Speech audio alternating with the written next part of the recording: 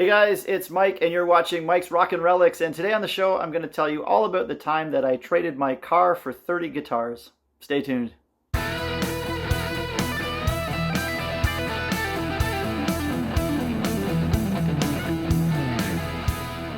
So back in the early 2000s, I was driving a slick 1987 Chrysler Fifth Avenue, a couch on wheels. It was terrible. It cost me more money in gas than anything else, but it got me from A to B, and it was cheap, and I didn't have any car payments. So it was all these things that equated for a good time.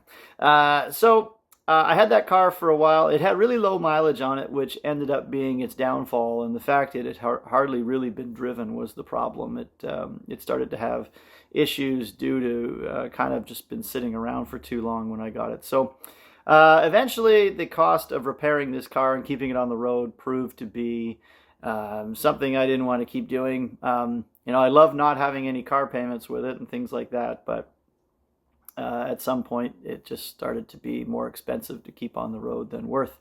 So I decided I was going to move on from this vehicle, and the opportunity presented itself with a pawn shop to do a trade, and I decided to go ahead and trade my car for their entire stock of guitars that they had in the pawn shop, and it was about 30 altogether. And I took these guitars back and I laid them out all over my studio, and I started to go through what was here. And most of them were pretty low-end guitars, but from someone who sells guitars, I can tell you low-end guitars are easy to flip. They're easy ones to move on because people don't have to think a lot about it to spend that much money. And you can usually make a little bit off of each one.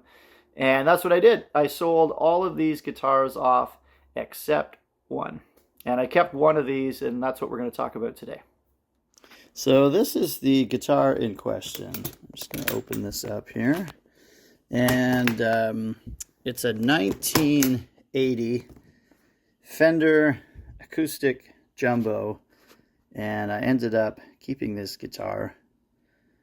And I just love this guitar. And I'm going to tell you the whole history of me with this guitar today, and what all these signatures are about, and just why this is a special guitar for me.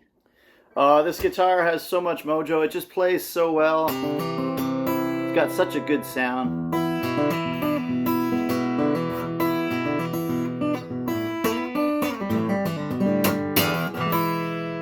It's just got a big booming sound hole in it. It's just... the articulation of it is excellent. You can just hear everything really well in it.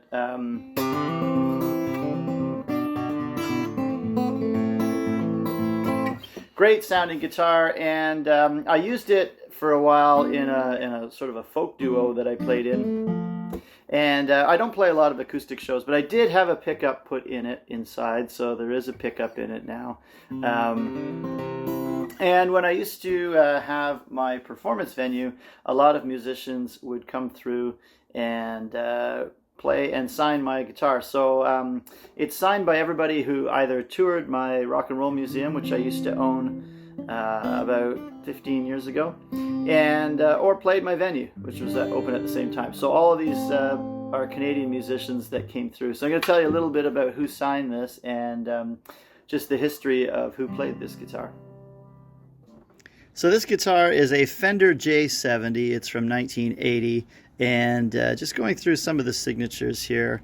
This down here is Brent Titcomb. He's a long-time Canadian folk musician that started in the 1960s in Yorkville and Toronto. Well-known Canadian folk musician.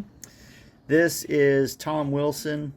Tom was in Junkhouse and Blackie and the Rodeo Kings. He's in Lee Harvey Osmond, and does a great solo show as well, so Tom signed that.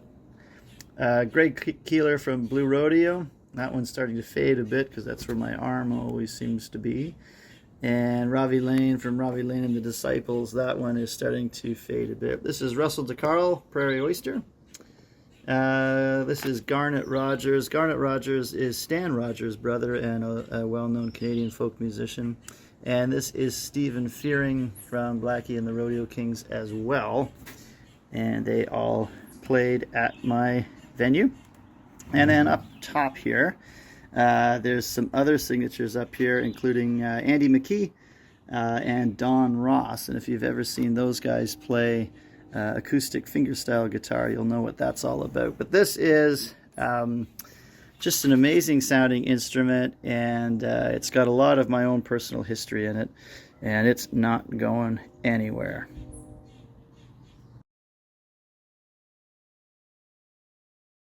So there you have it. That's how I ended up with this guitar, and this guitar and me have been everywhere and back. You know, it's just sometimes amazing how things fall into your lap. And you know, I was able to sell all those other guitars for way more than that car was worth, and I ended up with this one basically for free, which I've used for over 20 years now, and it's been played by all kinds of great Canadian musicians, and it's been on stages all over the place. So I'm really, really happy that I made that deal, and that this guitar is part of my collection now, and I'm really happy to have it here. So have you ever had a crazy story like that, where you've done a big trade or anything to add a piece to your collection? Sometimes it's just the way it works, and you have to think a little bit outside the box into, you know, how can I get my money out of something and into something else? And maybe it's that entrepreneurial mindset, but something definitely that, you know, keep in mind. You don't always have to trade one commodity for a similar one. You can trade it for something completely different, and that's what I did here. And this guitar for me is now kind of priceless, and it won't be going anywhere. So thanks for tuning in, and we'll see you next time. Keep on collecting.